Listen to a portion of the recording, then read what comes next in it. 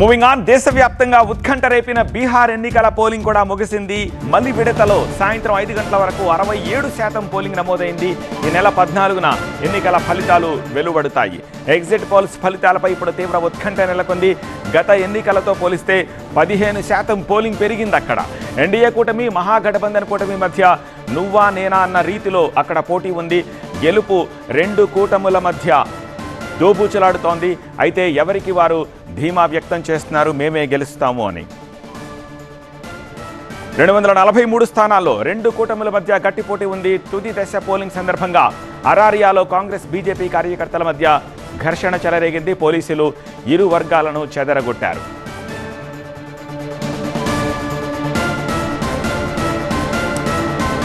ఇక దీనికి సంబంధించి మరింత సమాచారం అందించేందుకు మా ప్రతినిధి గోపీకృష్ణ ప్రస్తుతం మనకి లైవ్లో సిద్ధంగా ఉన్నారు. గోపి, ఇప్పుడు బీహార్ విషయంలో అందరూ మాట్లాడుకుంటోంది హై టర్న్అవుట్, హిస్టారికల్ టర్న్అవుట్. ఏకంగా 15% ఎక్కువ వచ్చింది. ఆ 15% ఎవరికి వచ్చింది అన్నదే ఇప్పుడు క్వశ్చన్గా కనిపిస్తోంది. ఏమని అనుకుంటున్నారు? అంచనాలు ఎలా ఉన్నాయి? మలి విడత పోలింగ్లో ఏమైనా అవాంఛనీయ సంఘటనలు చోటు చేసుకున్నాయా? పార్టీల మధ్య ఎలాంటి వాతావరణం కనిపిస్తోంది? ఎలాంటి ధీమా కనిపిస్తోంది?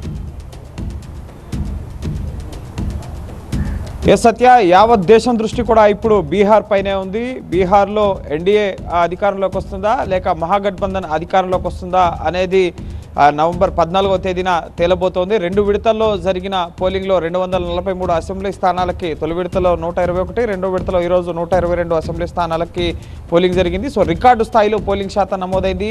ఎస్ఐఆర్ ప్రక్రియ చేపట్టి సుమారు 56 లక్షల ఓట్లను తొలగించిన తర్వాత కూడా ఇంత మేర ఈ రికార్డు స్థాయిలో సుమారు 2 విడతలు కలిపి ఆల్మోస్ట్ 70% వరకు కూడా పోలింగ్ శాతం రీచ్ అవుతున్న పరిస్థితి. ఫస్ట్ ఫేజ్లో 65%, ఇప్పుడు సెకండ్ ఫేజ్లో సాయంత్రం 5 గంటలకే 65% పోలింగ్ అనేది నమోదవడం జరిగింది. సో ఇంకా 2 గంటల పాటు జరిగిన పోలింగ్కి సంబంధించిన ముఖ్యంగా పోలింగ్ శాతం వివరాలను జోడించాల్సి ఉంటుంది. కాబట్టి సో ఓవరాల్ 2 ఫేజ్లో జరిగిన పోలింగ్ పర్సెంట్ అనేది 70% వరకు కూడా రీచ్ అయ్యే అవకాశాలు కనిపిస్తున్నాయి. సో ఇది చాలా ముఖ్యంగా అది ఎవరికి ఎఫెక్ట్ అవుతుంది? ముఖ్యంగా అధికారంలో ఉన్న ఎన్డీఏకా లేక మార్పు కోరుతూ ఇటు ప్రభుత్వంపై ఉన్న వ్యతిరేకతతో ప్రజలు ఓట్లు వేశారా ఏంటి?